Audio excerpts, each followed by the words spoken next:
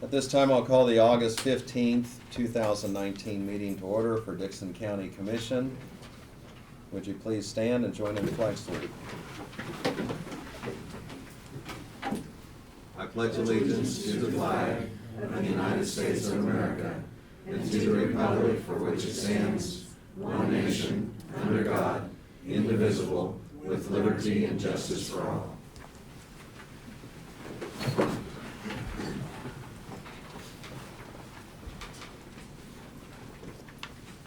The item we have here first is approval of the agenda. One of the things on the agenda, we have two public hearings today. The 2020 Dickson County budget hearing was published and scheduled for 11:15. So when it gets to 11:15, we'll move from whatever we're on and kind of recess that part and go right to the budget, as it was published for 11:15. We also have two additions, and one having to do with the agreement with the Heritage Center, and then the second one that we'll be adding is a fish passage materials on two bridges. And so with the amended agenda, I'll go ahead and move that we approve the agenda. Second. We have the motion and the second. Is there any discussion or question? All in favor say aye. Aye. Opposed, motion carries. The consent agenda includes the minutes of the August 8th meeting, fund expenditures of $497,624.50, a wire payment and credit cards of $12,978.95. I move to approve the consent agenda. Second. We have the motion and the second for approval of the consent agenda. Is there anything anyone would want to set aside for discussion or any questions? Yeah, you might mention the reason it is so high due to the asphalt work and stuff, Lynn. Okay, Earl, Brad, if you'll Yeah. take care of that. Yeah, this is the time of year where we're doing asphalt work. This particular week, we did have a substantial amount of those bills come in from big tax years to the tune of about almost $2 million, so it's not normally that high, thankfully, so. Okay. And that was something Brad had sent a memo out to us also to just advise us and inform us that it was a little higher because of that. So we have, is there a motion and second on approval? Has been made, so we'll vote. All in favor say aye. Aye. Opposed, motion carries. Commissioner comments? Craig? Can't think of anything I want to reference and stuff. We'll be attending North Central Regional Planning Commission in Ottawa, or Minneapolis next week in Ottawa County. Our legislators will be there, most of them will be. Any issues you want me to take before them? I know some of the stuff is the budget resolution, or I should say budget resolution, the home rule authority that the legislature we'd like to have from the county, from the state, for home rule authority for the counties rather than just the cities having it. That's all I have, Lynn. Okay, thank you. Craig? Or Ron? I'm good, I don't have anything. Okay. The only thing I have is next week I plan to attend the Military Affairs Council breakfast over at Junction City. Elizabeth Weiss from Abilene here, or Dickson County, is going to attend also, and Mary Eisenhower. The speaker they're having is the former Undersecretary to the Army. That's the second highest civilian position in the Army. And so it's, once again, it's kind of a community partnership with Fort Riley and Junction City and Manhattan and surrounding communities. That's all I have. We'll go ahead and go to petitions, public comments. If there is anything that is not on the agenda that anyone from the public would want to comment on this time, you can do so and step at the podium and give your name and address. I will mention, as I'm saying that, there was a letter sent out in regards to the public hearing for the Chisholm Hill subdivision, and it mentioned on there that there may or may not be public comment on it, that is discretion of the chair, and I will allow public comment when we get to that portion. So if there's something other than that, other than the budget hearing that we're going to have any other items, this would be your chance to address those particular issues. Once again, I want to make sure everybody can hear, and there is one chair here up front, if anyone would want that. Could be a while before we get to it, because we're in the budget hearing, it's gonna probably start in about 5 minutes, 6 minutes, and that could take a while. What do you anticipate on the budget hearing? How long is your presentation? Well- We could have questions, but is it like 15 minutes or 10? Or? No, it's less than that. It's, well, 10 minutes should have everything covered between the presentation and any questions you might have. Okay. You might reference what we talked about in the work session, Lynn, for the record. Okay. We had a couple of things come up in the work session, and Sherry Massey, she's our GIS coordinator, and she gave us an update on her particular department. We also had Sheriff Hoffman stop in. He had advised us before that there was a Tahoe that was totaled in a wreck and had to be replaced. We have $11,000 worth of insurance on that. And then we also have a vehicle that we'll probably turn over to Purple Wave, but he's going to investigate or look into buying a replacement type vehicle. And so he gave us that update on that as we'll bring back information.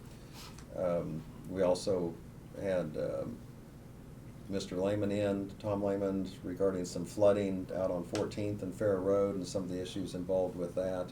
Some of that has been exacerbated by the rain, but also there's just some difficult situations out there as far as the drainage, and so he's looking for some remedies in that regard. And we're gonna have staff look into that. It's kind of ongoing.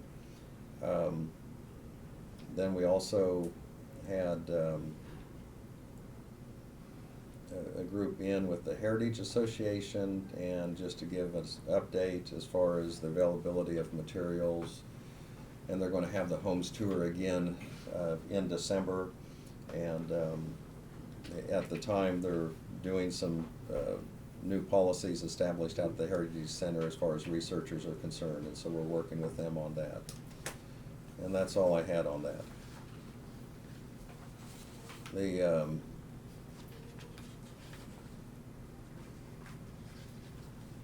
I think what we're gonna do, because like I said, we've got that 11:15 that will start Janelle's presentation.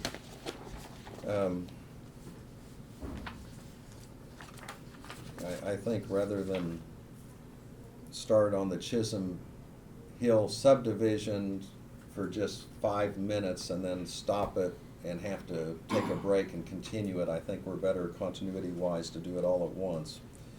So I'm gonna go ahead and go for, we do not have any notices or communications that we've received, other than I did receive some calls and letters on the Chisholm Trail or Chisholm Hill subdivision, and we'll tie those in later. I think we could go ahead and, Brad, would you give us kind of your summary on the Heritage Center and what that's gonna involve, and I think we could take care of that particular item. Sure, the Dickinson County Historical Society is going through some growing issues, and one of those is an inventory on their artifacts and archives. One of the things they found out through working with K-State and Dr. Giroux there is that they do not, or have not had a good documentation of when they accept records or archives or artifacts. And so in the past, as you're well aware, we've given them quite a number of documents and stuff that are no longer needed here, but we wanted to keep them for their historical significance. So this is just a very brief acceptance agreement that Doug put together for us that fulfills that documentation requirement on their behalf, working towards their accreditation process. And once you have approved that and Lynn has signed it, then we'll take 2 copies and go down and have their director sign it, and we'll retain one and give them one. So. Okay, and it's pretty much a basic form, and our attorney has drawn that up, Doug? Yes. And so it's just the acceptance of gifts by a charitable or educational institution. So it's more of a housekeeping item, but needs to be taken care of. Is there any questions or a motion for proceeding with this? Yeah, so moved that you sign the acceptance letter via my charitable organizations from the county to the Historic Society. I'll second it. Okay, we have the motion, the second, that to go ahead and, that I sign that on behalf of the commission in agreement with the Dixon County Historical Society and Judy Zimmer, the director. Any other questions or comments? All in favor say aye. Aye. Opposed, motion carries. I've signed one copy. Is there a second copy?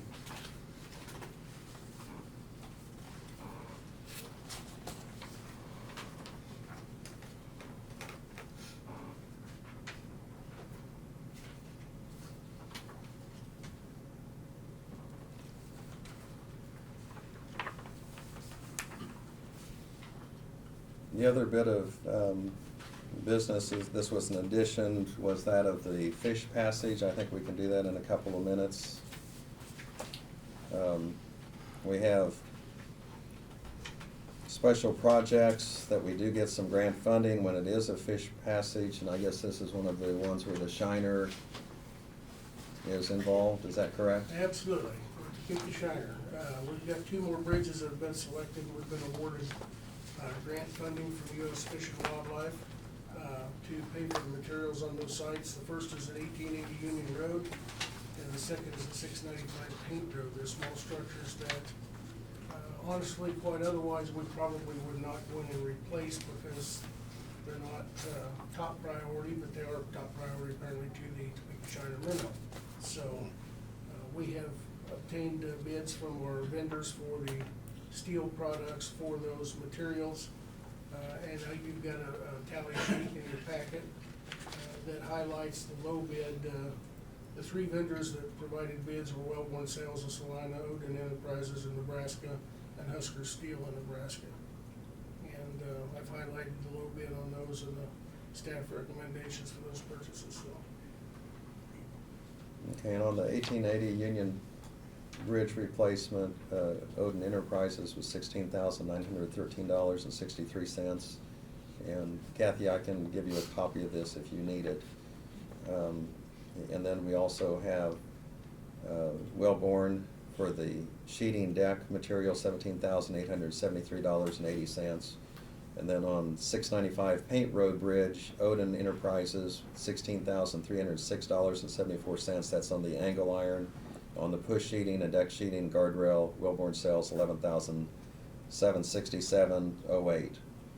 So Wellborn's total is $29,640.88 for their part. Odin Enterprise Materials, $33,220.37. So is there a motion to accept that? I'll make a motion to accept the bridge material bids. The following unit is announced. Second. I have the motion and second. Any other discussion? Otherwise, all in favor say aye. Aye. Opposed, motion carries. So we've got that taken care of. Okay, it's 11:15, so we'll now go to our public hearing for the Dixon County 2020 county budget. We have worked on the budget diligently for several months now. And as the publication was, that it would be 11:15. So do you want to go ahead and give a few, do you want it to be in the public hearing, or do you want to give your comments and I then? can give comments and then we can do that. Then That open the works. public hearing, okay. Good morning. So the budget is an essential tool for policy and operations, and our budget document shows how the county plans on using our resources to meet the needs of our citizens. It's also a resource for citizens to learn how the operations of the county government work, if you so choose. As you know, we continue to be challenged with increasing fuel, oil, and rock prices. We're also experiencing increased costs in utilities, chemicals, and pharmaceuticals. Additionally, we're seeing reductions in state funding, and a number of the state decisions have shifted the burden from funding county government to home and business owners. That's the tax lid that we have to work with under.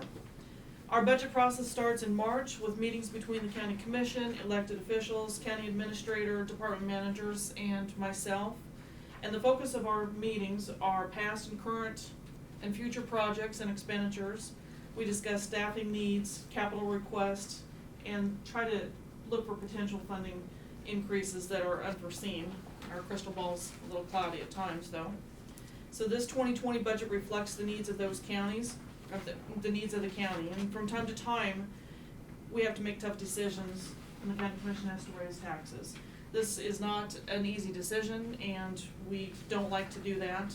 But always our goal as public employees is to advance the public interest and to do what's best for our citizens. So on this next page, these are some budget meetings that we attended in the past, and this year's budget, 2020's budget, is $23,710,671. So our assessed valuation did increase about 3% from $215 million to $222 million. And our ad valorem taxes increased from $11.6 million in 2019 to $12.4 million in 2020. That's a difference of $816,000. So that translates to a mill levy increase of 1.893. And the increases in the budget include adding new positions. We have a position in the sheriff's office for a receptionist and 2 in the jail. And the 2 in the jail were planned on, based on recommendations from a assessment that was done based on safety and security in our current jail. We're also absorbing the VOCA position and in the county attorney's office. So that is a total of $204,470. The Extension Council, we've seen an increase in their budget request of $49,950, and this is for senior services. We've seen an increase in the need for senior care. The Extension Office, 2 years ago, I believe, absorbed those duties.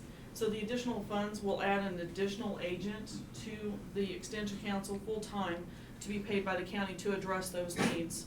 They have 3 agents currently in place, and those are funded jointly by Dickinson County and by KSU. And that's a 36% direct contribution from K-State, and then the remaining comes from Dickinson County. The other increases come from the Highway, Road, and Bridge Department, and that was $182,000, or 4%.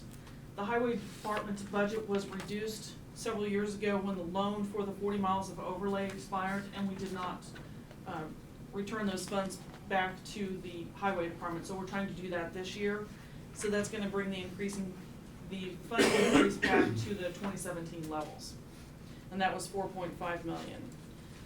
This budget also includes a pay plan that increases our base rate, so we're more competitive, and we need to attract quality employees. So the base rate is going from $11.30 an hour to $12.30 an hour. That's an estimated cost of just over $300,000 for that. Next. This next slide shows you how to calculate your taxes, and this example is based on a property that's worth $100,000, $175,000, and $250,000, and this is for county taxes only. The residential rate per statute is 11.5%. So you take your market value of your property times the assessment ratio, and then you take that total times the assessed value times the mill levy rate, and that gets you your tax dollars, just for the county portion.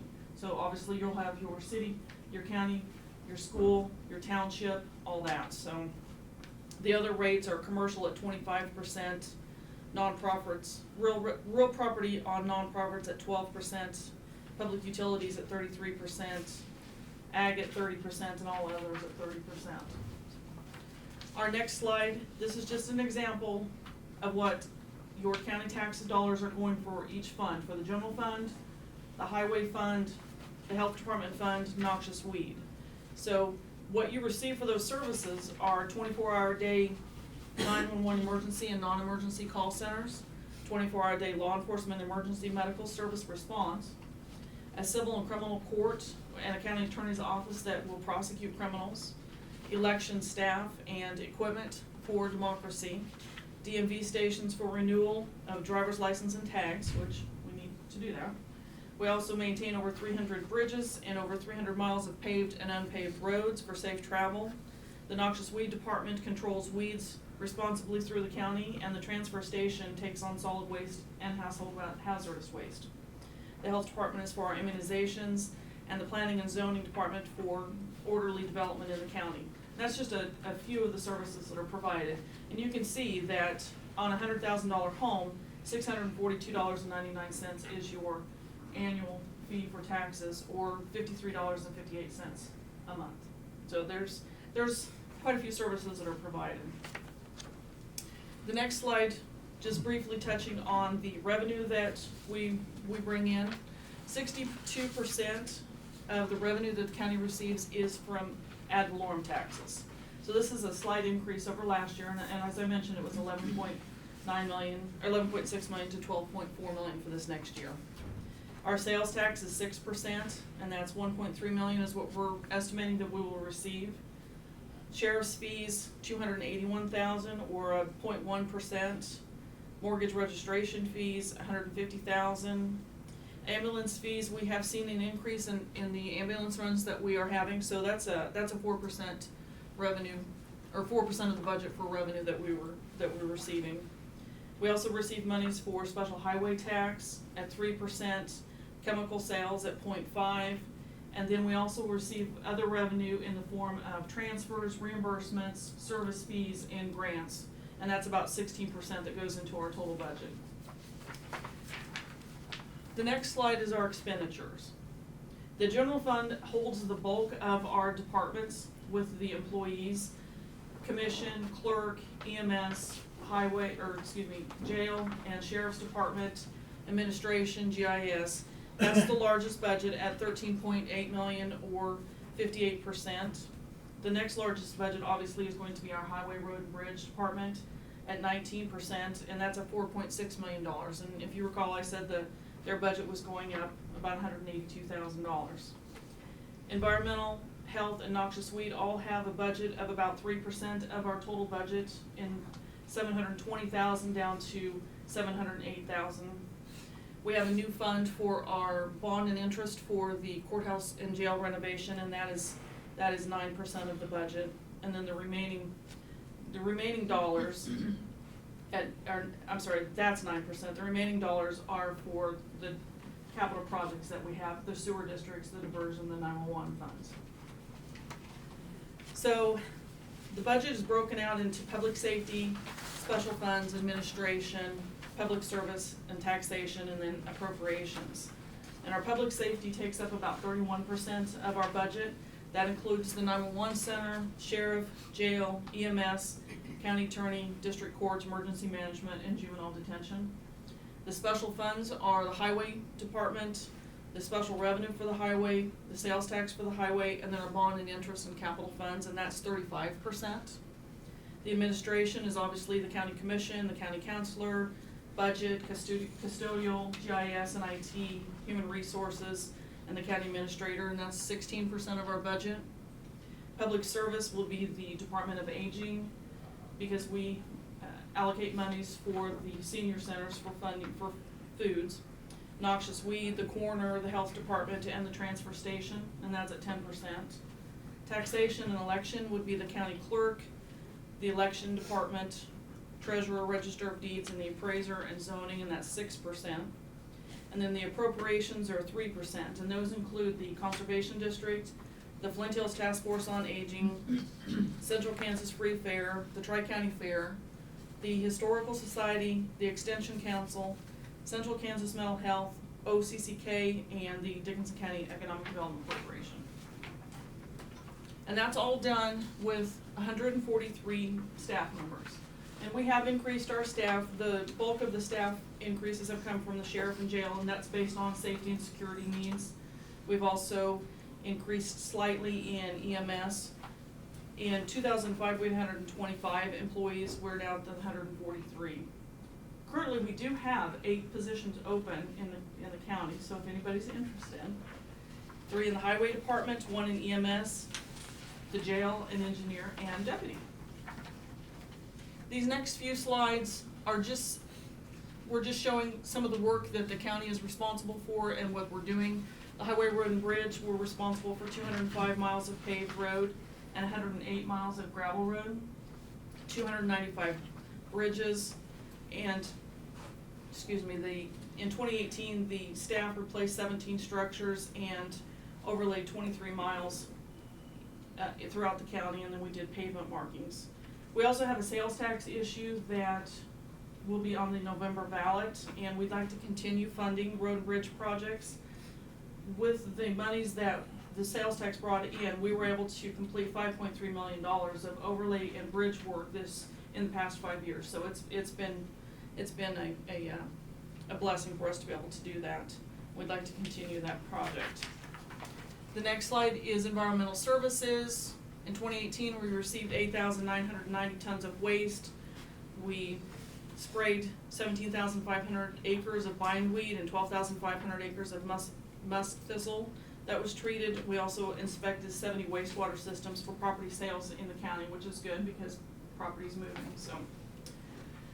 EMS, we have 2 stations, Harrington and Abilene. Average time for the calls is 1 hour and 20 minutes, and they responded to 2,272 calls, and our EMS trucks are rolling constantly. Health Department, they administered 3,394 injections in 2018, and they saw 376 seniors in the foot care department, and we just keep increasing on the number of patients that we're seeing throughout the county. Our jail staff, this picture was actually taken from the recognition from the National Detention Officers Week, that recognizing our staff. Our current jail is a 38-bed facility. Average population is 29, and last year they booked in over 1,200 inmates into it. Our county clerk, she registers a lot of voters, 12,004. We processed 65 homestead and renewed 87 boat renewals. And then the treasurer's office, she handles 91 taxing entities. So that's going to be the county, the school districts, township, watershed, fire districts. There's a lot of responsibility that they have. There was 31,000 motor vehicle transactions and renewed 3,000 driver's licenses. That's just a few of the things that we work on. So, do you have any questions? Thank you. At this time, we'll open, the public hearing is open. If there's any comments or questions, this can be from the commission or the public on the budget. You can do so now. If so, step to the podium, give your name, your address, and we'll try to answer any questions that any of you would have. I might comment on the road and bridge, for example, and this is where it's always difficult to plan, because sometimes bridges, change dramatically, or something happens to compromise the bridge, and we have to address it immediately. But we do kind of have a plan to assess bridges and what order we're going to do that. But the KDOT has just reinstituted a program that has not existed, I think, since 2004 or so, and it's on critical fracture bridges. And it's a matching 90%, 10%. There's 2 bridges that we have maybe that would be in that category, but then the other limit is it's a $150,000 limit on that. So there's opportunity that we have there. And of course, obviously with road and bridge, we look at every possible means to extend the life and safety of a bridge when possible, and that of a road. But there's a lot of bridges and roads to take care of. Mm-hmm. Mm-hmm. Are there comments from the commission? I believe, from what I've seen here in the last 8 months of serving on the commission, for the dollars the county is working with, I find it remarkable that you can accomplish what you've accomplished. Because any of us sitting at home looking at a budget like that, trying to accomplish the tasks and things that the county has done, would say couldn't be done. So my comments to all the employees and staff of Dickinson County, I'm very proud of them. I think they're doing an outstanding job. Thank you. Are there any comments or questions before I close the hearing?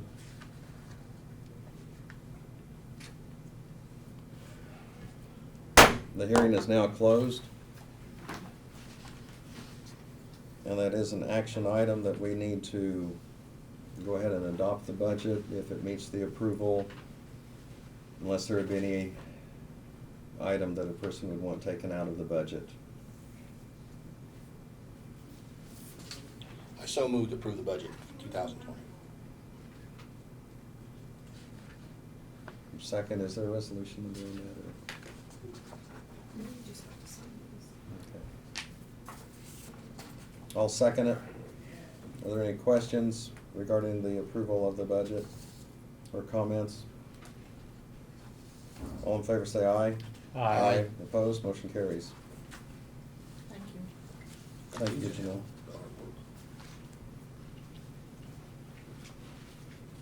One thing I'm very pleased about, the department heads and employees and elected officials, even though we have something like this symbolically, that we, more than symbolically, that we do adopt the budget, you know, I feel like that budgeting takes place throughout the year, and we're always looking at ways that we can do the most for our money and also maintain a good level of reserve funds. Agreed. Because you never know what emergencies would lie ahead, so.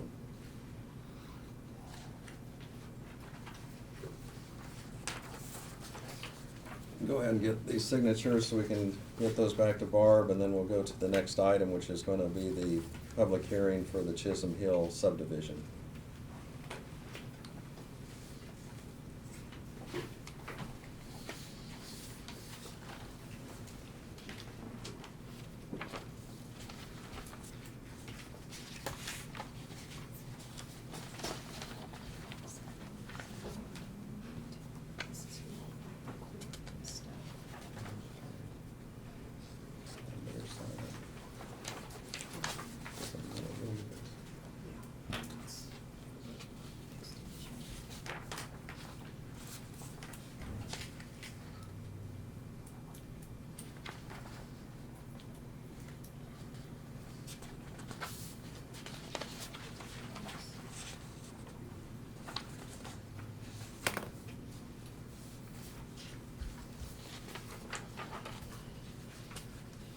So you want this signed?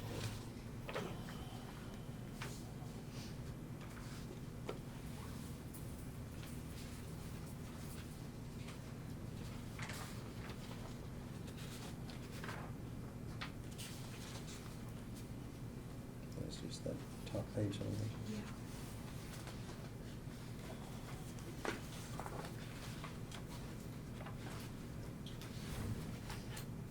Okay, at this time, we'll go ahead and move to the next item on the agenda. And Tim, if you would go ahead and kind of give us a summary of what's taken place so far and what the step is that we're at today and what it's going to involve. And so if you'd go ahead, and I'll yield the floor to you. All righty. Back in June, Planning Commission meeting, the Planning Commission made a recommendation to approve the 5-lot Chisholm Hill Estates subdivision. And I was gonna kind of outline a little of what we've done since then. Is that this is for a consideration of Chisholm Hill Estates subdivision, generally located at the southwest corner of Hawk and 2500. The subdivision will be 5 lots. The developer, however, has decided not to pursue development of any other future phases. The proposed 5 lots will be served by public water and will comply with other requirements of the environmental code.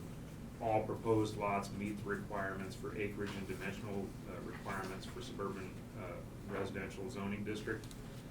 No lots will be located within a floodplain. County Commission may place additional conditions, including a traffic study for the 5 lots if it deems necessary. The developer is in negotiations with Grant Township on the maintenance of the proposed 2435 Avenue. Final plat will not be recorded until proposed road is complete and other engineering details are satisfied.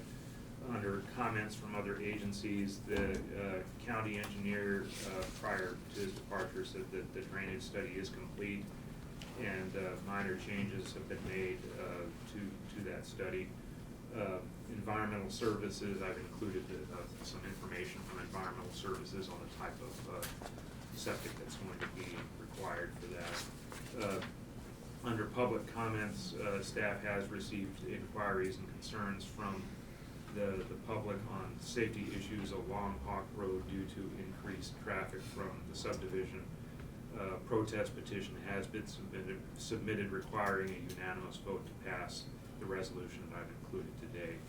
staff is recommending approval of the final plat on the condition that the water district meters be in place on lots prior to the building permit being issued. This is a very specific requirement that the planning commission requested be put on as one of their conditions for approval.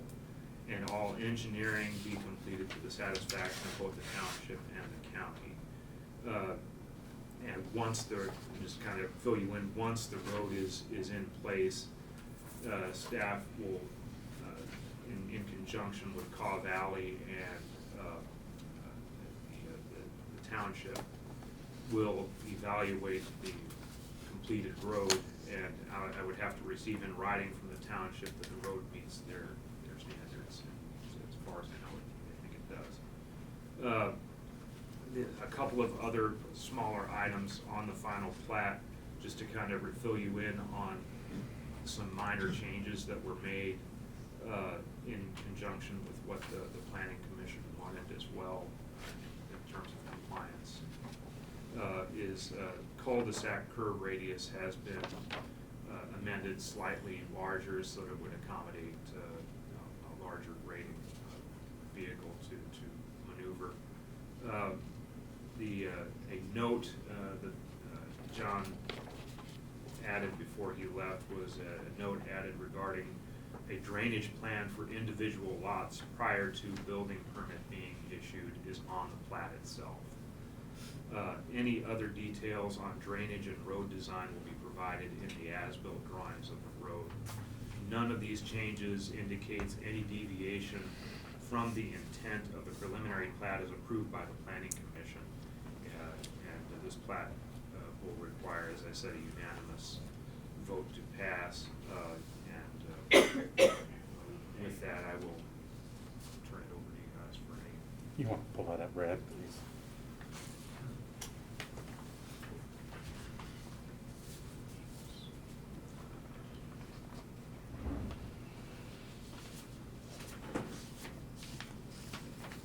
What's the radius been increased to? It's, I mean, the L, I think it's 50. yes, that's what's in there, 50-foot radius? Yeah. Okay. I don't know if that was diameter or radius. Yeah. I guess that is an R. Duh.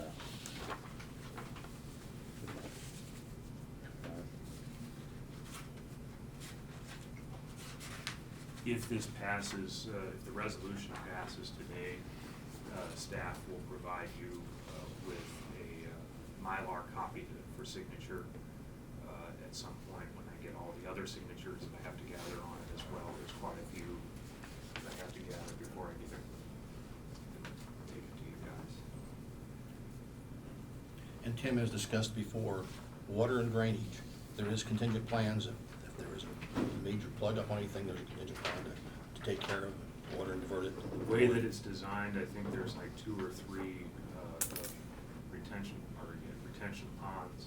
If those fail, then there's something that's, I think that's designed in such a way that it won't cause problems for the condition. Is the engineer from Caw Valley here? Would you want to address that question or comment as far as the drainage and retention pond and so on? Yeah, Randy Purdue with Caw Valley Engineering.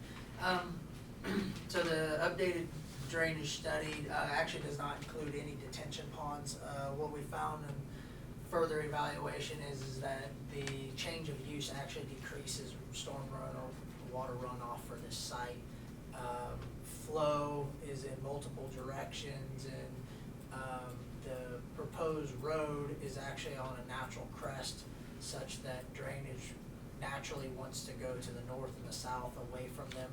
That's why we've added the note to the plat to state that drainage must be approved prior to issuing a building permit or any improvement. You know, if you bought 2 lots and you decide you're going to put horses in the one or use it for whatever, we want you guys to have the ability to look at the drainage and state that that it could create an issue with what the owner's plan is. So. I hope you misspoke there, the 2 horses on these lots. Well, whatever you're planning on using. I mean, the I'm lot just saying, for, I hope you misspoke. Well, the reason I stated it that way was any improvement. Any Okay. improvement. Well- Not just, the lot could be purchased for other than just a house. Okay. It could be a grass front yard.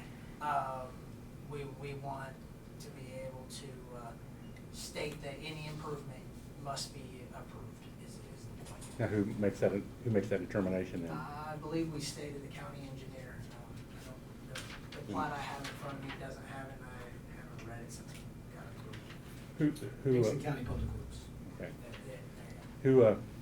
Who, the covenants that are on that, who enforces those? The developer. The developer? What kind of stick do we have over him?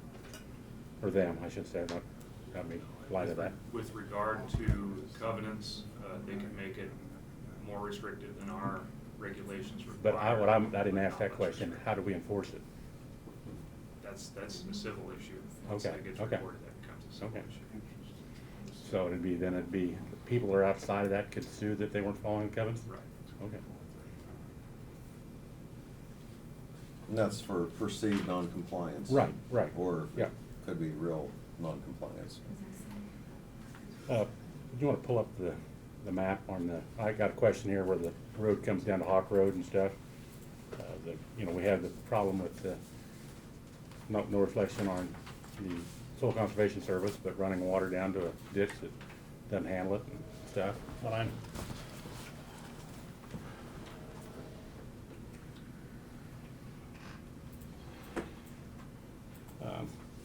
What I'm seeing here is the waterway runs into a culvert that's already there, I take it on Hawk Road? Yeah. Yeah, right here's where we're at, right there. There's a culvert that goes across, is there, Brad, or do you know, or Tim? Offhand, I don't Or know. There is Kenny? a structure under the road. structure, is it a structure? Specifically what it is, Probably a culvert. I couldn't tell you. off the top of Okay.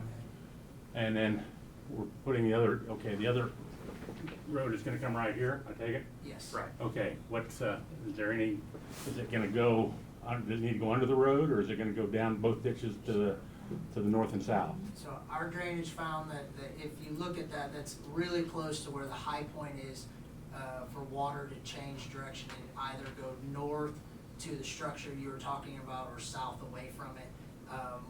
We have checked and verified that the tube to be put underneath the entrance will handle the water that will ultimately go to the north. It's not significant amount of water due to the fact that it splits and goes either north and south at that exact location. That's Other words- kind of the placement is where you would want it. In other words, there is gonna be a culvert there at this point right here. Yes. Okay. How big? 15-inch, Galvanized? yes. Okay. We don't, like I said, I've worked with, the plastic ones are great, they're cheaper. The only trouble is they blow in the middle after time. The more concern is burning of Yep, ditches. yep, that's also a problem. Any culverts on the road down there in the development area, the road that goes up to the cul-de-sac? No, there's not. That ridge naturally takes the water in either direction, and we have put in that the drainage is gonna keep the same path that it is. That's the statement on the plat, that it needs to be approved such that they don't disrupt it. Okay, in other words, then, where the one up here next to the waterway, that doesn't need a culvert then off in his driveway? No, Right, 'cause- this one right here? Wouldn't need a culvert over here? No, because the water should be heading north from that location. Okay. And there won't be water coming down the ditch? Minimal, Not enough to put in culvert? nope. Okay.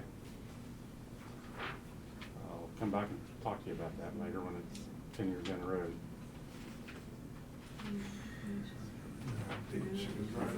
Okay, at this time, and we can still have some questions from the commission, but I'll go ahead and open the public hearing.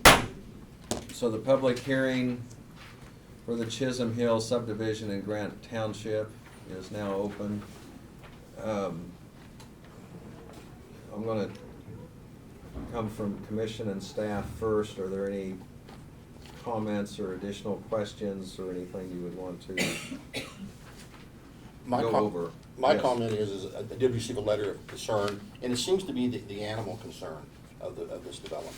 And I think that's something that, obviously, a concern to the folks.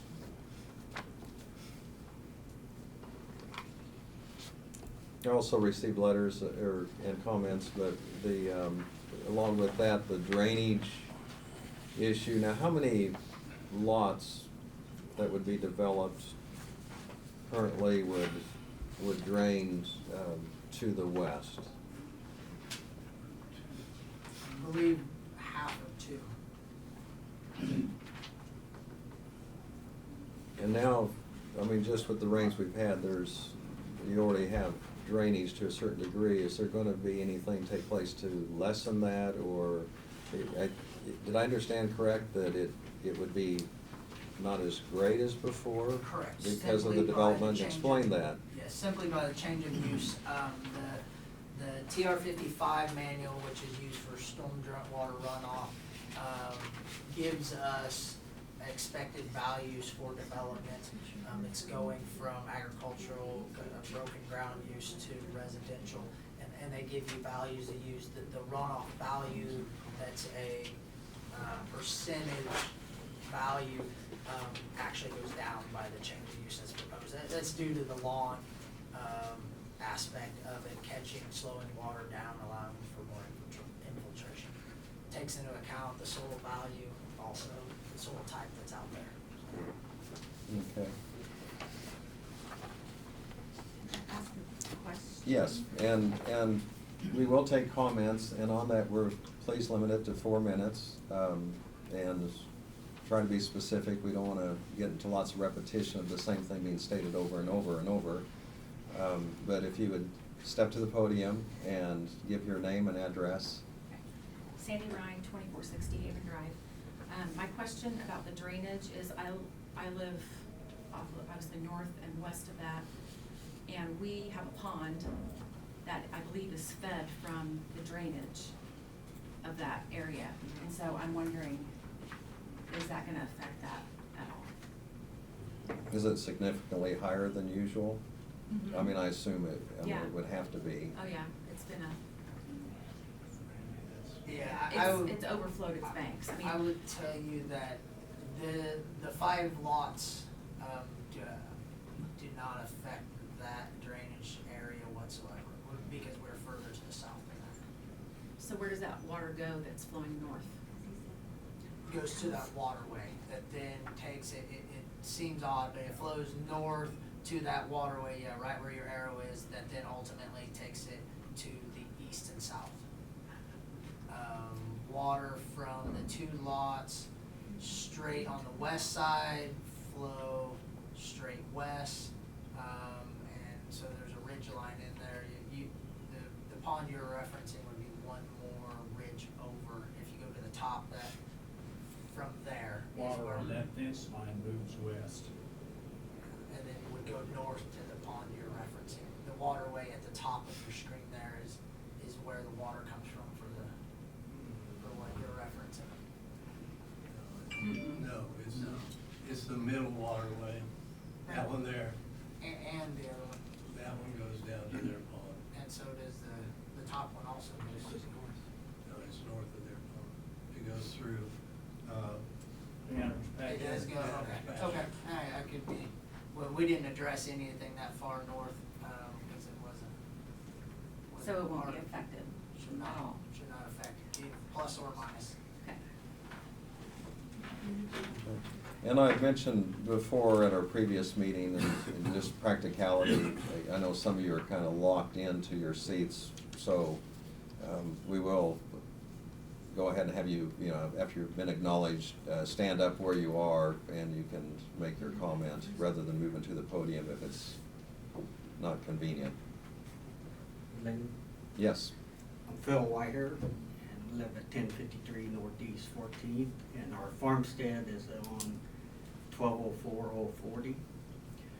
All that water, I couldn't make it to your previous meeting, but all that water that we're talking on, that drainage, does come through to the south and goes along south of Old 40, and then it falls railroad tracks on the north side for 2.5 miles east before it dumps into a creek.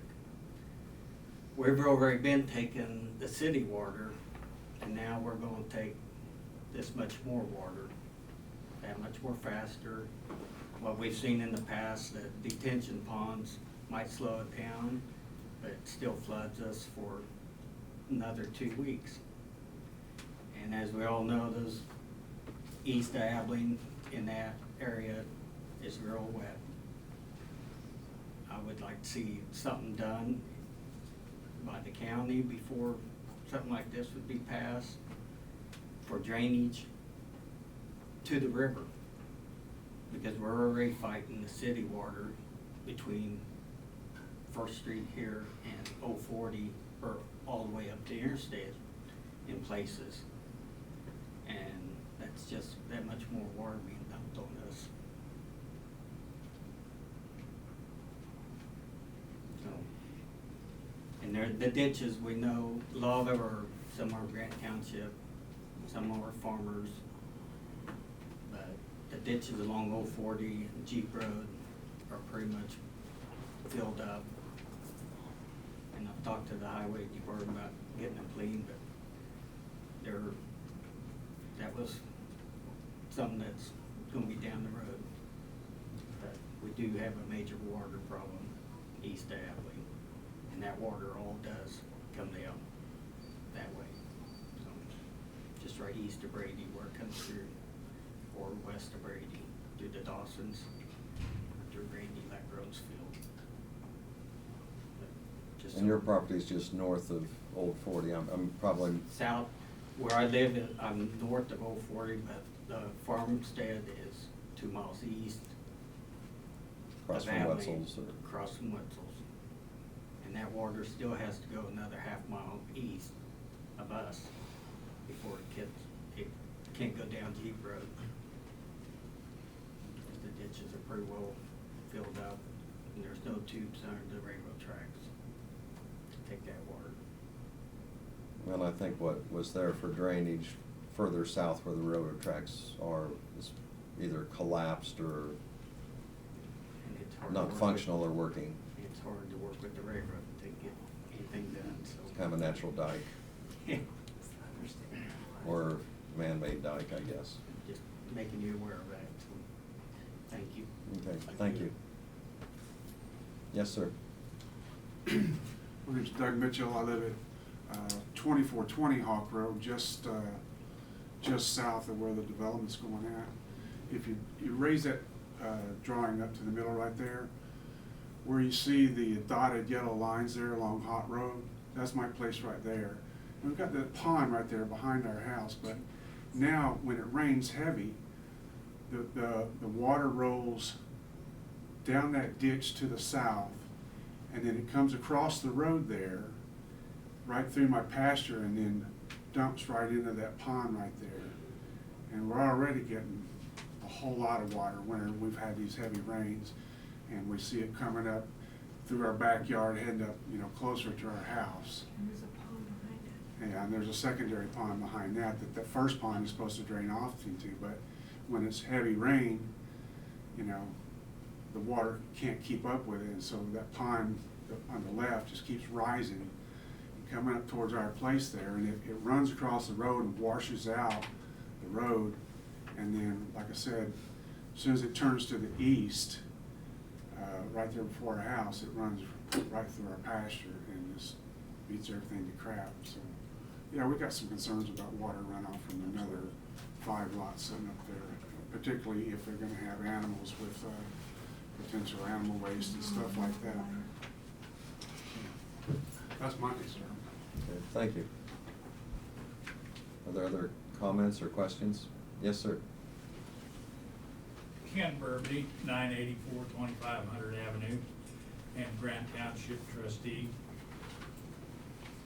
My main concern in the beginning was this road, but there's other things that have wandered in.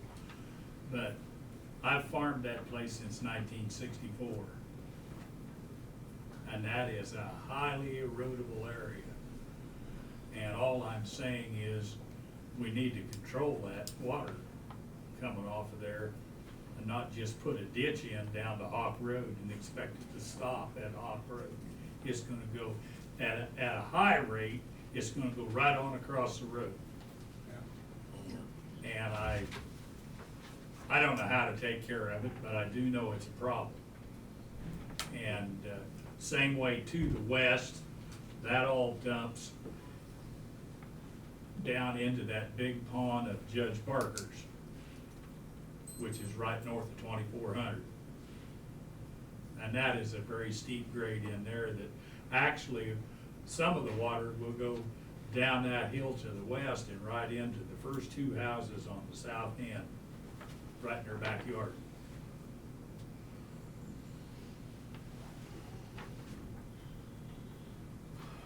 And that's just my concerns on the drainage. Can I address this? So, possibly earlier I wasn't clear. I'll restate,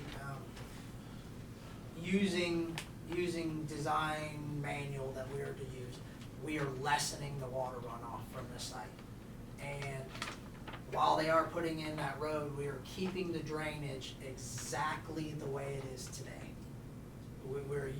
The terraces that go across those lots will be preserved initially, and then the statement on the plat is that drainage has to be approved with the idea those terraces can't always stay exactly where they are, but the drainage pattern has to stay the same. So if you're gonna put your house right on top of that terrace, you have to prove to ultimately Dixon County Public Works that water is going to continue across your lot and leave where that terrace picks up after it's left. So to hopefully lessen your fears on this development, the water runoff afterwards will be less, and it will be in exactly the same manner that it is today.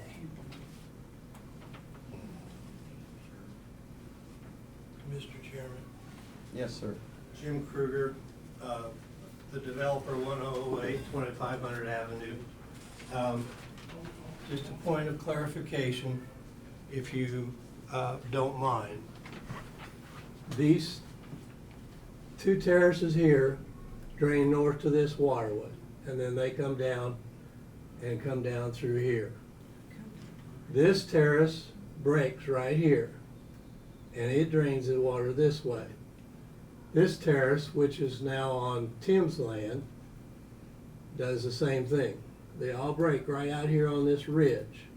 So by putting the driveway on top of the ridge, typically the water is going to be either north or south. So we're going to take the water off of this driveway, and the cul-de-sac is right up in this area. So we're going to leave these terraces in here up to the road so that they can carry this water to the north or to the south, so we don't have a lot of water coming down this driveway and creating a problem. Because I agree, if all that water come down this driveway, down those ditches, and hit Hawk Road, it's gonna go across the road. There's no doubt in it. That's why you have those terraces. That's why we put the driveway right there, because it's on that ridge. It makes sense from a water standpoint. Now, we have built a pond up here on our other property that helps slow that drainage down that Phil's talking about. Doesn't stop the water from coming down there, because that's nature. But we're gonna slow it down, which may be a hindrance, may be a help, who knows. As far as this water coming here and coming across the road that you talked about that washes out, this is all in grass. This will be in grass once you have lots. Right now it's tilled cropland. You're gonna have more erosion off of tilled cropland than you are off of grassland. And so that's part of the reason we're looking at less erosion, less water runoff after the addition than we are before. Thank you. Thank you. Yes, sir. Tim Sayre, 1500 North Fielding, I'm the one who owns that little square there, is just pointing at.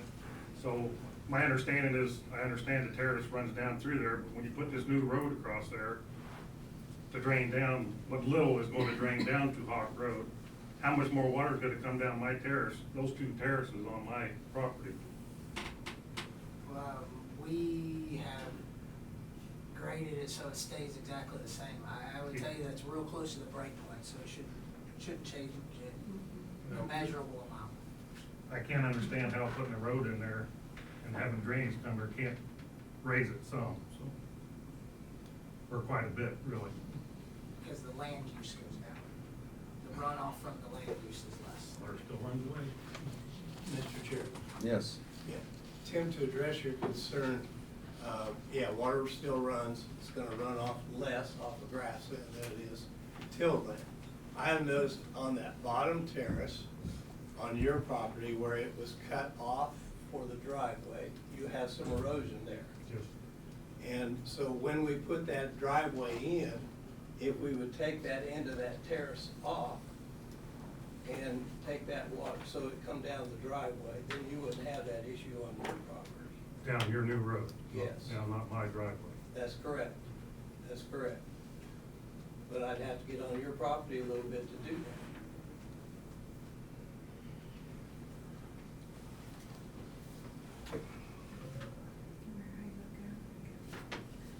Yes, sir. Kenny? Ken Burbany, again, 984 2500 Avenue. All I can say is, we have 3 subdivisions we're fighting right now in Grant Township that all have a downhill road to the main road. And it's gonna cost big bucks to fix the other 2 that have been that way for a long time. And I'm just concerned that we're doing the right thing with the grade and the drainage, basically. Okay. Thank you. Yes, sir. My name is Stephen Shank, 2457 Haven Drive. I'd like to make a couple of general comments. One is there was a newspaper article in which one of you gentlemen had stated that he didn't feel he had the right to tell the owner what to do with his property. I don't know which one of you said that, but I'd like to counter by saying, yes, you do, and you have a responsibility to. You've got 26, articles of zoning published on your website that detail what's supposed to be done and how it's gonna be done, who can do what with their property, so that, not to, nothing against you, sir, but when somebody buys a piece of property and it's zoned a certain way, they need to go in with their eyes wide open that that's what that land use is for. They can't go into it saying, I'm gonna buy this and I'm gonna do this or build that or whatever. If they think that way, then they're taking they're risking their own money. They can't expect to do anything they want on their property. Just like a small nursing home shouldn't have a goat farm on, but it does. And it's because of these zoning laws that you have published are so wishy-washy, they're circular logic, and for 20 reasons I can give you why something shouldn't be done. Somebody else here might find 20 excuses or reasons why they couldn't enforce them. When people buy a home, that's their sanctuary. That's where they have a right to come home and recoup, enjoy their lives, and unwind. They shouldn't have to put up with crazy stuff going on around them. There should be a general condition where everybody has a right to enjoy within reason their property. So, it's kind of like a, psychological thing. When you're at home and you're getting disturbed by your neighbors, that, it drives you up the wall. And I think we gotta be careful with this. Another thing I have a concern about is what's gonna be built there. Are we talking about everything from mobile homes to mansions? Do we have any control over what type of house is gonna be built there? And on that situation, but everything I was gonna say.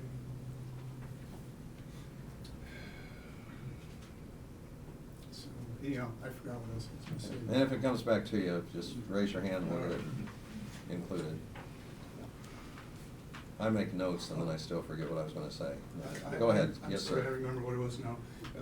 There was a petition signed by what I believe is about 80% of the people involved or were contacted, and everybody voiced a negative opinion on this. So if 80% of the community doesn't want this, and you still allow this to go ahead, it makes you really question what's going on. Thank you. Yes, sir.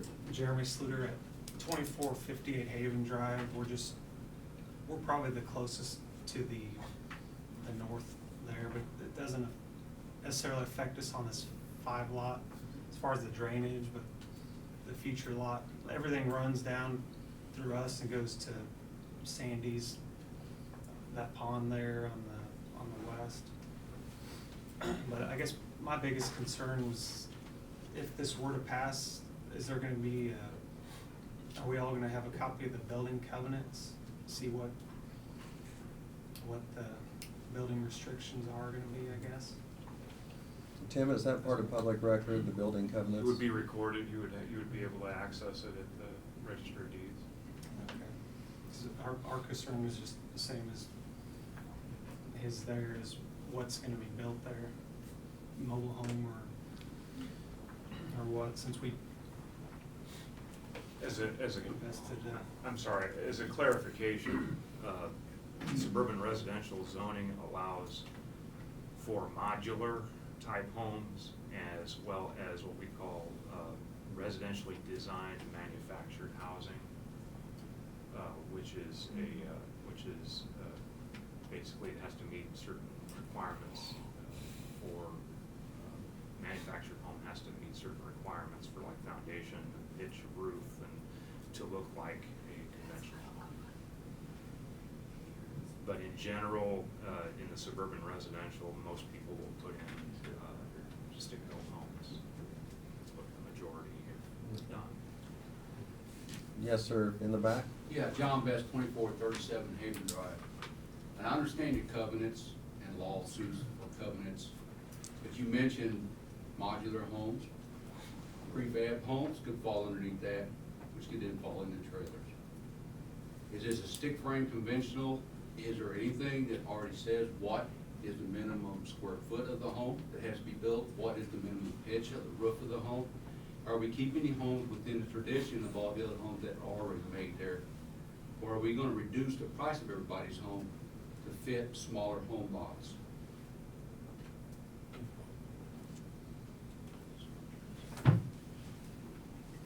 Mr. Chairman, the covenants as they were developed with attorney here in town are very similar to those that are in the edition. It's Haven edition. Stick-built homes, minimum of 1,400 square feet. No, sir. That's not ours. Ours was a minimum of 1,700 square 1,800. feet. Yeah, yours may be, but the rest of it, we did lower the square footage, I will agree with that. But we started out with the ones from Haven, and we made some edits. 1,400 square feet is what we did. Stick-built or metal frame are allowed if the right appearance is, they have to be approved. So hopefully that addresses your concern. Yes. Sandy Ryan again. What about animals, livestock? What do you want to do? Are there any parameters? Like I know for our covenant where we live, we aren't allowed to have livestock. You know, we can't have chickens, we can't have horses, we can't have cows or anything like that. Do you guys have anything like that in your covenant? The covenants, as they're wrote right now, allow for 2 animals on per lot. And actually that was put in and designed to assist 4-H families. was an active 4-H'er through my youth. My kids were all active. We have people come to us. I really need a place for a lamb or a steer for the fair. And those animals are purchased usually in early or late spring, and the fair's over the first week of August, and those animals are gone, unless it had to be a horse that they kept. So right now, the covenants do allow for 2 horses. God forbid if that's such a damn big issue, we can change the covenants. Yes, sir. It is a big damn issue. Hey, if you go ahead and address us, rather than back and forth, we're taking comment It for is the an clerk. issue. I've got a nursing home on my back property. They haul goats in there for over a year and a half, claiming it's a 4-H project. They're running half a dozen goats through there. They torture them, then ship them out. I can show you pictures of what they do to those poor goats. It's disgusting. And we gotta listen to these goats screaming like human beings, but nobody will do anything about it. So it is a problem. Well, But how are you moving? Okay, thank you for your comment. You know, it's kind of an interesting conflict, because there are many people that just say, less government restriction, the better, it's our property, do what we want. And yet, we do have guidelines to try to, and processes to give structure to it and, you know, make it workable in a reasonable way. And even though I live in the city, I mean, I do understand that, you know, sometimes you can have great neighbors, and I'm not referring to anyone in general because I've moved around a lot, you know, 4 or 5 times. But I mean, I know it makes a difference, but, you know, sometimes too, things are not completely in our control. I mean, landscapes change, neighbors change, colors of houses change. I mean, they have kids or don't have kids, but anyway. Okay, I've kind of digressed, but yes, ma'am. I'd just like to make a comment. And your name, please. I understand, my name's Sheila Mitchell at 2420 Hawk Road. Okay, thank you. That these are gonna be lots close to 5 acres. Well, we have 2 horses, and we have a little bit more, probably closer to 6 or 7 acres there. But last year, it was really dry. We have a big, huge pasture on one side. Our 2 horses, it didn't look like it was gonna recover. Then we got all this rain. So I'm just saying, if we're talking about grass holding back the water, it wasn't gonna hold anything back last year. And we happen to have another pasture that does have brome. And across from us is a brome field that looks very good this year with a lot of grass.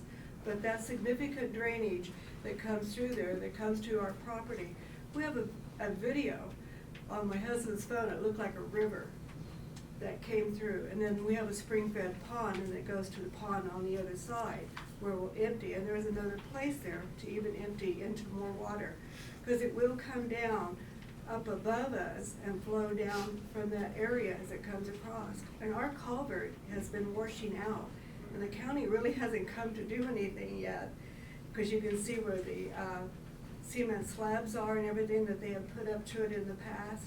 So there is significant water that will come through that brome field. But I can also say, when your pasture is as dry as ours was last year, it didn't look good at all for water. So all of that horse manure and everything really wasn't washing down or, you know, disintegrating, but we went out and kept it clean and kept everything up. And we're real meticulous with how we handle everything. So I can't say that everybody else who would move into these lots are going to be that meticulous, and I would be concerned about. And we're gonna have an animal police guy that's gonna come around and say you can only have 2 animals, you know, just some food for thought.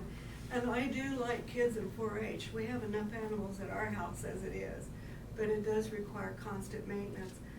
And that 2400 road and the Jeep road, when that one pond in that development on 1500 and 24 gets high, it overflows into the Jeep road low area because of the roller coaster effect. So it's really not very safe if you go or leaving in the dark in the morning. When the trash truck comes by, and I'm home most of the time, it's really hard when you see a truck coming or a piece of farm equipment coming and you've got the trash truck. There is not a lot of room on that road for two cars to pass safely in a condition of muddy road, snow, something like that. And you gotta figure there's gonna be at least two cars for every house, if not more. And then you have the teenagers who, they gotta get where they're going pretty fast. So you have to deal with that. But there's just a lot of things, I feel like, if you're gonna make that a good area and safe, and for everybody that would wanna participate or even have neighbors, but they do need to look at this water situation, because we take on a lot of water from that whole area through there. And we've only been here 5 years, and so you can't imagine when we looked out our back door and saw this wide-looking river flowing into it. And we only, that side is full of moss and brome, so we make sure it doesn't get washed away. Okay, thank you. You're welcome. Yes, sir, and then we need to wrap this up, but you have something new Ken for us. Urbany, 984 2500 Avenue. We have the south side of this property and the south end of that subdivision are both right at the city limits. Now, do you see a lot of horses and pigs and sows and whatever running around the city limits? And the problem being there is you have all those people in that subdivision that are not allowed to have animals. So I can understand why they are upset about somebody moving in and putting animals right across the fence from them practically. And that's just my theory. I'll probably not be the commissioner to step forward and say we're gonna restrict animals in the country in Dickinson County. That doesn't, you're in the county. I mean, Because the city limits is right there on the south fence. But anyway, yes, in the back, please. It was asked, who is gonna police this? And your name, please. I'm sorry, Charlene Burbank, 984 2500 Avenue. But who is gonna police the animal in the things? You know, this gentleman says he's got goats up here. Is anybody policing that? No. But if we get down here and they have two animals, do they have dogs, cats? Is that two animals, a dog and a cat? Is that the only two they can have? Or are we talking big animals? I mean, who is to say what two animals are? I mean, who's going to police that? Okay, thank you. Mr. Chairman. Yes, and then Carol will take you after Jim here. Okay. Just a point of clarification. There is a state law on the books that is part of the covenants that says without limiting any rights or protection of seller under applied law, and have historically been conducted on the property and on the land surrounding the property, and that such agro activities on the property may continue and may be modified or expanded. Buyer acknowledges and is fully aware that the nature of agricultural activities conducted in the state of Kansas and the protections afforded such activities under Kansas law KSA 23201, which means if you have livestock, whatever your farming practices are out in the country, and you meet environmental standards, you've met the letter of the law and nobody can shut you down. As an example, the livestock operation a mile north on Highway 15, when that was tried to be zoned for residential, everybody raised Cain and got that one put down. Now you got an eyesore and an environmental hazard. So by doing this and doing the covenants, we've tried to protect the whole neighborhood. We live across the road. We've tried to protect ourselves as well. I mean, we don't want a junkyard there or a hog farm or a dog farm. But a couple of horses or a calf or 4-H, I mean, we're only talking 5 lots. So we're not talking a herd of cattle or a herd of goats. So that's my point. Thank you. Yes, Carol? Caroline here, 1021 2500 Avenue. I first off want to thank you guys for listening to all of our concerns. makes me feel good as a county resident that you've taken the time to do this. I want to go back to the safety issue. We've talked a lot about water. I think that is a real issue. We've talked about animals, but we haven't hit on today, again, how are these cars gonna get in and out of there without there being issues? And my thing is the infrastructure to support more traffic. I had heard, I believe from Tim, that they allow 3 vehicles per residence. That's another 15 cars. 2 vehicles per residence. Okay. 10 cars coming and going. You know, the 3 roads involved, Hawk Road, 2500 Avenue, and 2400 Avenue, Roller Coaster Road. You know, they're not safe now, and how would they be with the increased traffic? The ditches are deep, the roads are narrow and hilly, there's presently tall vegetation in the corners. I about got taken out at the corner of 2500 and Hawk Monday night. Older gray car was, it was going 50 plus, going north, and you can't see. I thankfully knew it was a blind corner and stopped, that whoever was driving that car sure didn't. You know, it's only a matter of time. Somebody's gonna get hurt, or hopefully not killed. I was looking and it didn't realize it, but over the years, we now have 4 home businesses in a mile stretch there of 2500.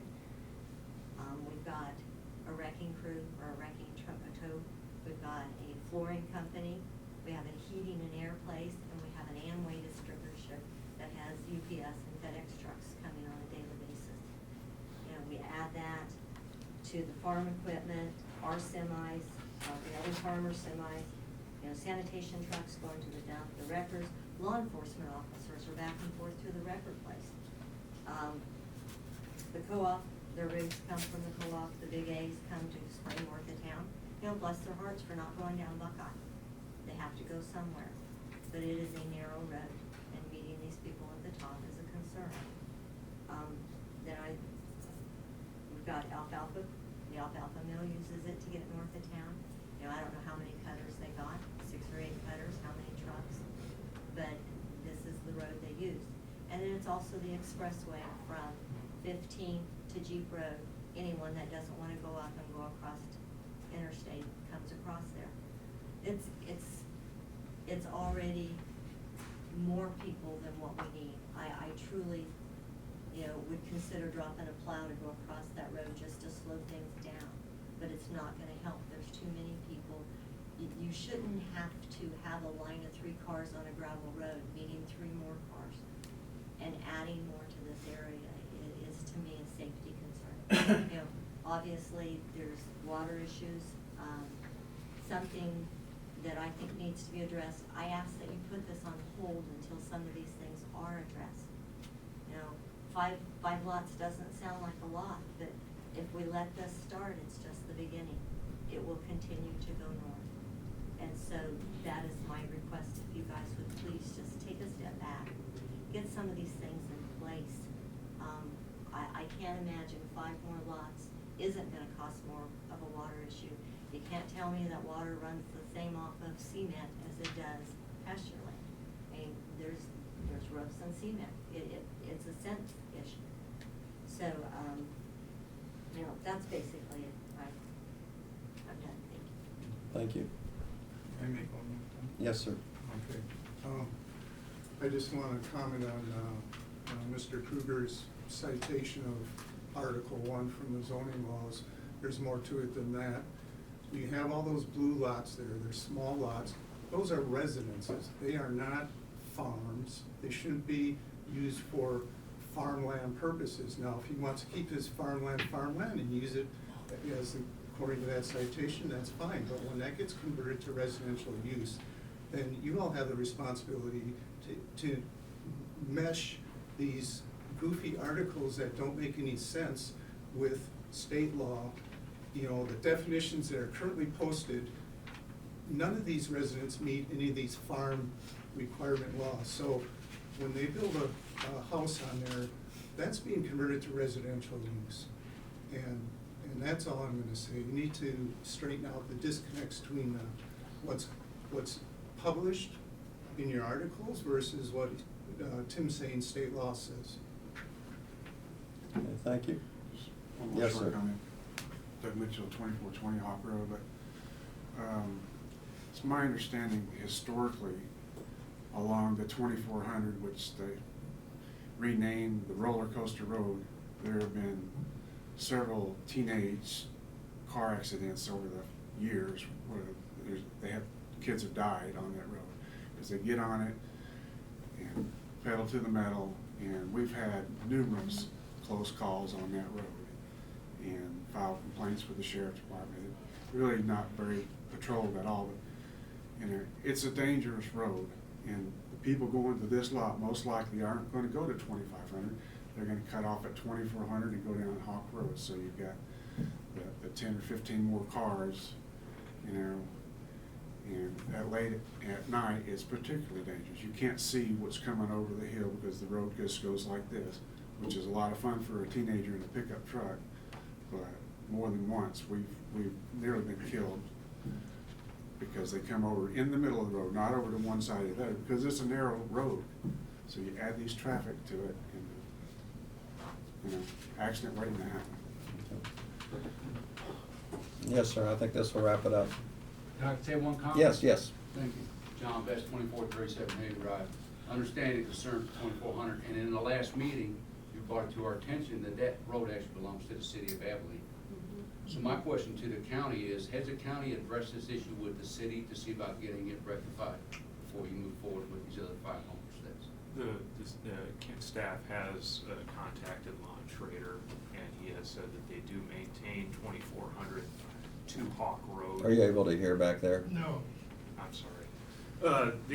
I have talked to Lon Schrader with the city, and he said that they do maintain to Hawk Road 2400, but he did not specify any details as to what the maintenance schedule is for that. So, Then I would ask the commission then to hold and communicate with the city this concern to see if something can be done to take care of this problem before we add more residential into this area. That road needs to be wider, but I don't know how they would do it. Okay. At this time, I'll close the public hearing. Is there questions from the commission or comments? I'd like to make a couple comments. This piece of property was agriculture property originally. And I think we need to be very thankful that there wasn't 1,000 head feedlot moved in there under agriculture property. This individual's trying to develop that and put in homes, nice homes. And I think we owe the courtesy to allow expansion. It's easy, and change is hard to accept, even as a neighbor sitting in a community wondering who's gonna live next door to you, whether they're gonna play the music loud or drive crazy or have kids all over the place. Change is hard, I understand that. But normally, good things happen out of change. Positive attitudes make a big difference. We've had a lot of rain here recently, and that rain has been a blessing for us because we know now what the maximum amount of flow is gonna be. We see that rain coming through there. I'm not an engineer. We consult the best people we can to make decisions on what's going on in the county. We're not experts in each one of those areas, whether it be traffic control, water flow, ground separation, whatever. We rely on the experts that know this business and our legal department. We want to do the right thing for Dickinson County. It's hard to accept this at times because we don't know. But I ask many of you, how many times do you board an airplane and say to the pilot, have you checked everything? Are the wheels tired up? You're playing a hard thing on this one here because not one of you has asked the pilot on an airplane, have they checked the engines? Have they checked the oil? Is the fins gonna work okay? Are we gonna make it? There's a dangerous situation. This is a positive situation. I'd like for you guys to look at it as a positive situation. Have you ever been down that road? I sure have, many times. And you think it's a safe road? We have roads all over the county that we have accidents on. Would I like to see it developed into better roads? Absolutely so. Absolutely. We all benefit from having things better. Thank you. We're not going to do that. You're Now, I'm let gonna go people- back to Tim. Earlier you mentioned to develop this, that the public water must be metered for all lots, and then, were there other restrictions on that? There was another one you mentioned, I didn't write it down. I just- It was, And maybe Jim knows that if you don't, so Jim, you have it on the tip of your tongue, I think. High nitrate removal waste systems. Yeah. As approved through, Randy Randy Martin Martin. at the Environmental Services. Gotta require with all environmental codes. yes. And then was there an agreement with the township once the engineering? Once the engineering is completed, I'll need some sort of, something in writing, from them saying that it meets, the road Still can't meets hear you. their, meets their standard. Need to speak up to him. It's And there's a- a seat if you'd wanna come in further, too, so. What ain't that? Speak up. Well, you're not really in the building, so come on in. Come in. Now I forgot what I was asking. It's a, Environmental. With the township. environment, okay. Agreement with the township. Yeah. Township with the road. The township will have to provide us in writing that they are, once the road is complete, that it meets their standard. And that's the road on the property That's itself. the road on their property. And then the issue, this is more for staff, I mean, I know it's a township road, and how do you get improvements on the road? It's really up to the township. And then, Yeah. I've heard, you know, just like all of you, you know, I hear other comments. But sometimes township says, no, it's up to the county, but it's not a county road per se as far jurisdictionally. So do you, yes, Kenny, I guess, go ahead. We were told, as the township goes, that once the road is finished, we have a year to decide whether to accept the road or not in the condition it's in. And if not, we have to specify what needs to be changed or fixed or whatever else. And that's kind of where we're at on our agreement, I think. And it's per, what is the typical standard, or, I mean, I'm sure there's guidelines on what standard the road has to be. So you can't just say, well, it needs to be 2 foot wide, or, well, no, it needs to, I mean, it can't go on and on, there has They've to be some supplied us with their standard. definition, yes. And it's been approved by the county engineer and going through the township. And So we're going by county regulations. Okay. they've supplied us a standard Yes, cross-section. Tim here on the front. The resolution I provided for you states that under section 1, that the developer shall maintain 2435 Avenue for a period of 12 months, after which any corrective actions have been addressed by developer, Grant Township may assume maintenance, so. Okay.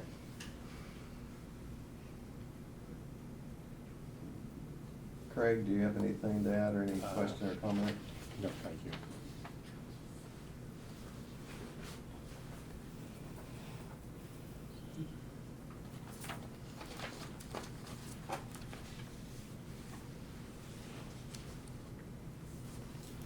It's, you know, it's always difficult with expansions, or additions. You know, some can argue, we'll get all of the infrastructure in place first, and then others, there's the side of, it all develops, you might say, together, or as the needs present themselves, but,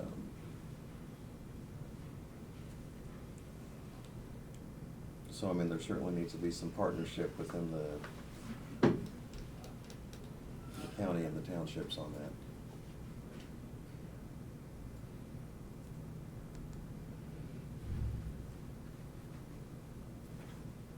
Okay, we need to consider a motion if there, do you have a resolution on that? He's got it in the packet, I think. We just got one, two, ready to go. Okay.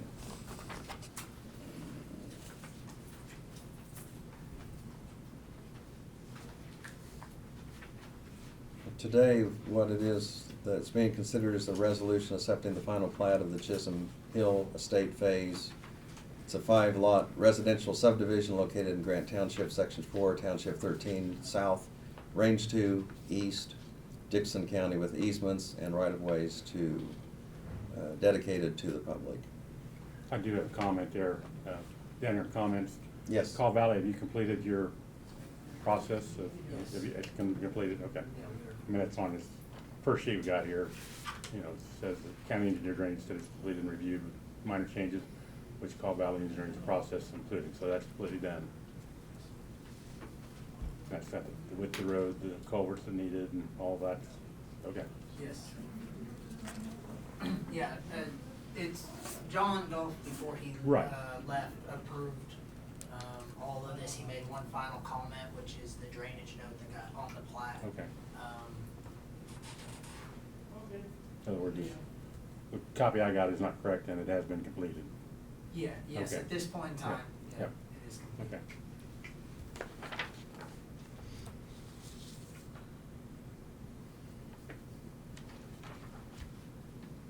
We need to bring it up for an up or down vote. It's resolution 081519.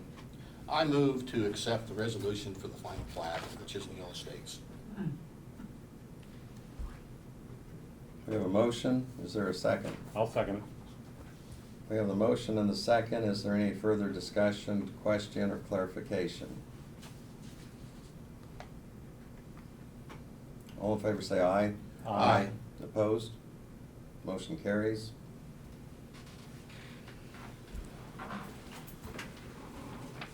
Appreciate you folks coming in. I know it's a difficult issue to discuss, you know, because it is pretty much divided both sides, so.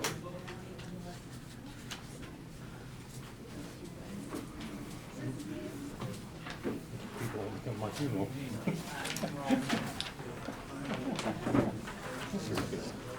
Okay, the, Oh, I don't think just Lynn. Just Lynn, yes. No, yeah. Well, he'll have to.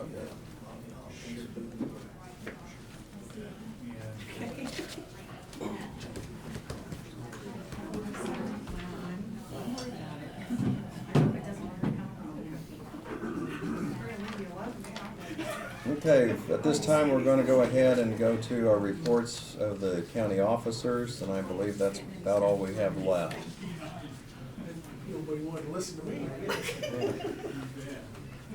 Okay, I did receive a call from the city of Chapman, early this week or late last week, I don't know. They would like to close 2650 Avenue, east of Casey's there for a period of about an hour during the fireworks display on Labor Day. The fireworks, the people that are discharging the fireworks are concerned because they'll be out close to that street. If anything were to come down, it could damage someone in that section of the road. They had asked the township to do that, the township refused to do it. So they called and asked me, and I talked to Martin, and he has already got two of his people that volunteered to go out and work that stretch of road. But my position is that we will close the road.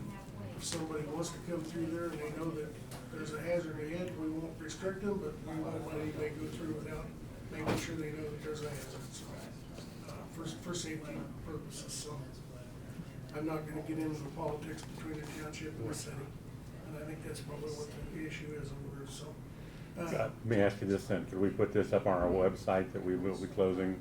We can. I mean, just to, you know, I mean, to me, you know, and then get more of an idea, be closed from like 8 to, or 9 to 11, or, Yeah, I'm guessing it'll probably be 9 to 10 or yeah. 9:30. Well, I don't know if they had to get their stuff off, I don't know if they were shooting them off the road, or, I think, I'm not sure, Doug, I don't know Yeah. either where they're shooting them from, but I think it's gonna be north of the district parking lot in there somewhere. Oh, Was okay. the idea I got. okay, But they'd kind of be shooting over towards that direction. okay. For safety, I mean, it stands to reason you wouldn't wanna have anybody out there if you don't Right. have to, so. I thought maybe they might be requesting to close due to the fact they're gonna shoot them off the road or something. Yeah, no, And I I thought it think- might take a little longer to set them Because up they're and. afraid that something might drop down or something like that. Yeah. He said it shouldn't take, during the course of the Right, actual 15 discharge. minutes. So he said an hour would probably be the worst Yeah. case scenario, so. Okay. Station 2, we went down yesterday and checked it out. Things are progressing as well as can be expected. They did run into some issues trying to lift the building Tuesday. in that the vacuum caused, what they say, the vacuum caused by the clay and the wet conditions underneath the building would not allow it to come up. That's the bad news. The good news is that they can secure it where it's at. The piers have been put in place, and it will prevent it from going down anymore. And so the good part of that is that it will be less expensive than what they had quoted us, because they're not gonna be able to do as much as they could. The other good part is they'll still give us a 25-year warranty on it. So we just have to go in and, which we would have done anyhow, but change some of the doors and fix some of the door jambs and get them where they fit based on where the building sits right now. Is there, I know this is getting into micromanagement, anything we need to do to level the floor up inside? So- Yes, that's the second thing that they Okay. do, is they go in and do that poly. Okay. They inject stuff underneath the concrete and brings the floors up to where they should be. In other words, they're just gonna bring the floors up to what that, Yeah. okay. So that they drain properly. In other That's words, part of the problem is okay. on the pad out in front of Right. the garage, Right there, yeah. it drains back, The well, south. it's sunk Mhm. and it drains back towards the building. It goes down in the crack and water goes Okay. underneath the building. And inside the building where they park the ambulances, the water runs over to the walls to the drain because they just sunk. So they will bring those all up to where everything drains to the drain, the pad drains forward like it should. That's all part of it. They plan on doing that for Eddie Moore. Yeah, that part shouldn't be a problem. Of course, the Paul Sale part wouldn't be a problem either, but he said in certain conditions, this happens. They've had it happen before, and he said, like I told you in the work session, they typically put about 4,000 pounds of pressure to lift those piers. They went to 4,000, it didn't even budge. They went up to 8,000, left overnight, it did not budge. If they go over 8,000, they start blowing hoses at 9,000 or 10,000. So they weren't gonna go any more than that, and they said it's just not worth it. We know it's stuck, it's not gonna move, but we also can guarantee it won't sink anymore, so. And that was our goal from the beginning, so. I did receive a call from Katie Sawyer, Representative Roger Marshall's office earlier this week, in response to the letter that you all sent a couple weeks ago. And she emailed me some information about the low interest loans that are available for disaster loans that are available to people. And she did say that that was about all that they were aware of that was available to our farmers in the area. But they were also having, this week, having an office, temporary office open in Hillsborough for those loans, if anybody wanted to talk about it. We got it on our website right away, on the front of the website, so people could see that, but they are available. And that's about, at this point, the only resource we could come up with. I do know that a couple of them, like the White Hairs and Chuck Clemens, they're moving forward and doing a lot of the work on their own to repair those levees, so. You've got an invitation there, and I don't know whether you've gotten it before, but next week is the annual meeting for the Economic Development Corporation. They're holding it out at the Great Plains, a new Great Plains facility down at the warehouse. And if any of you want to attend that, I can RSVP for you.